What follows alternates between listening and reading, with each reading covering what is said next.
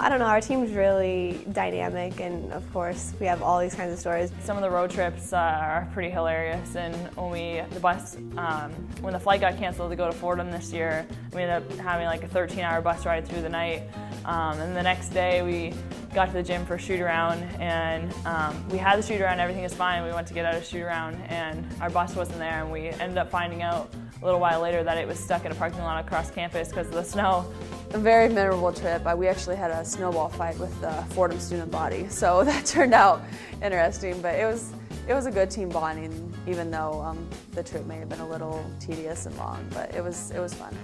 I remember just sitting there watching our players get into this huge snowball fight with like 100 Fordham students. And then a fight we eventually lost. They chased us off the field of battle. And I remember Olivia falling down and like all these guys just pelting her. And our entire team just laughing hysterically at Olivia. It started out okay because it was just like 15 of us and we just kind of hit like 20 of them or so, and then all of a sudden we had like 50 students bombarding us, and it was a quick retreat, so it was fun, but we didn't turn out on the winning side of that one.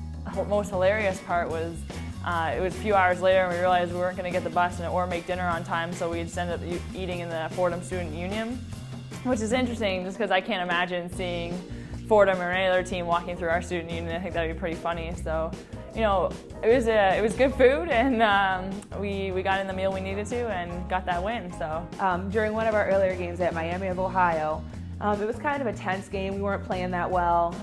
Just wasn't our best game, and the tensions were high on the bench, and we could all feel it. And Coach JABIR was talking to the referees about fouls, and he's like, you know what? Why aren't you calling fouls? Why aren't you seeing this? Why aren't you seeing that? And this day, he also happened to be wearing a turtleneck. And so as he's bugging the refs, he's asking all these questions, and I think he finally said, ref, like, what are you doing out there? And one of the Miami students said, it's because you're wearing a turtleneck.